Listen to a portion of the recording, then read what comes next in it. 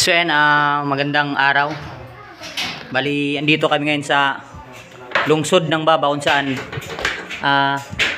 nag-i-installa tayo ng ceiling. Bali, itong ceiling na to, meron tong cube, paikot. Magbibigay lang ako ng idea kung about dito sa sa framings, sa paglalatag. Ayan, bali yung ginawa naming hanger dyan. Ayan, kung mapapansin nyo yan. Isa, dalawa, tatlo, apat, lima, anim.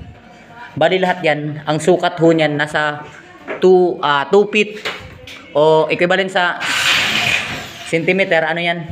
60 centimeter yung ano yan. Ganon din dito sa pagkakabitan natin ng cement board. Ganon din. Bali 2 feet ho yan mga kumbate. Bali 2 feet equivalent ho yan sa 60 centimeter. Ay bali nakasentro. Bali lahat ng ano nito, gilid niyan. Meron ho yang cube. May cube ho yan pa ikot. Bali alagyan ho natin yan ng design. Kasi yung gusto na may-ari, meron daw ng design na cube paikot. Medyo palaisipan lang ho sa pagkakabit nito ng cube. Kasi sa bandang portion dito, ayan, mapapansin niyo yan. Medyo pa slope. Kasi yung inahabol natin dito, yung ano niyan, trusses nila, ayan. Medyo mababa kasi yung ano, mababa yung bubong. Kaya ginawa natin, inakyat natin para medyo mataas naman yung ceiling nila. Yung pamamaraan na to mga kumbate, minus gastos to. Kasi yung ginawa naming clip, purong paring bulat yan. Lahat ng hanger, yung sanang carrying channel, puro paring ho yan lahat. Makakatipid ho yung may-ari dyan sa ginawa natin na to.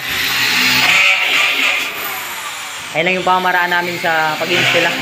Pero pag malalaking ano na, kikisamihan na yung ikakabit, talagang gagamitan natin yung W clip, wall angle, gagamitan na ho natin. Pero mga gaya na itong mga ganito lang, kaliliit lang na kikasamihan, okay na ho yan sa gantong pamamaraan. Kung saan paring lang yung lahat ng ginamit. Ayan. Purong metal paring. Bali yung blend rivet natin na ginamit, 1/8 by 1/2. Ayan. Oh, medyo takilid oh. Hole. Medyo takilid. Ako pa yung yan. Ayo.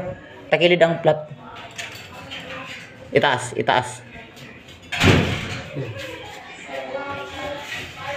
Ayan. Okay na.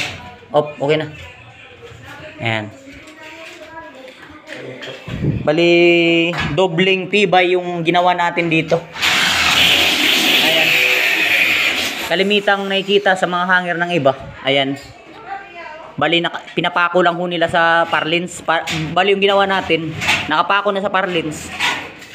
Pagdating dito sa kabila, pinapako pa ho natin yan. Kagaya nito. Ayan, makapansin nyo ito mga kumbate. Oh. Dalawa yung linagay natin dito. Pagdating dito sa may bandang ilalim, ayan, nirebit pa ho natin yan para makasigurado tayong matibay talaga. Ayan, bali, sipol. Kasama na natin sipol ngayon. Matagal-tagal rin nawala sipol ng ibang bansa.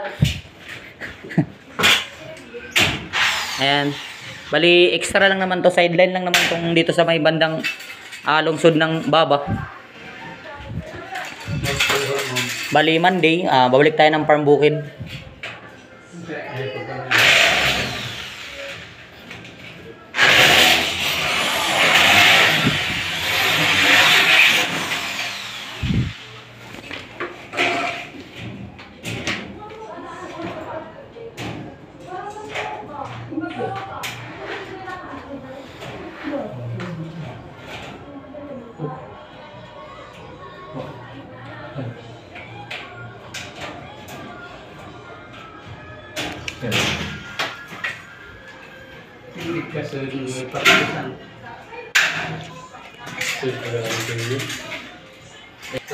Sa mga gaya nito dapat isipin din natin yung ano nang may-ari na makakatipid sila na matibay din yung pag-i-install. Ayan, kahit po purong paring lang tong ginamit namin, talagang nakasigurado po ako matibay talaga to. Ayan, kahit wala akong W clip. Kasi magkabilaan naman ho yung rivet niyan. Meron dito sa may right side, meron din sa may left side.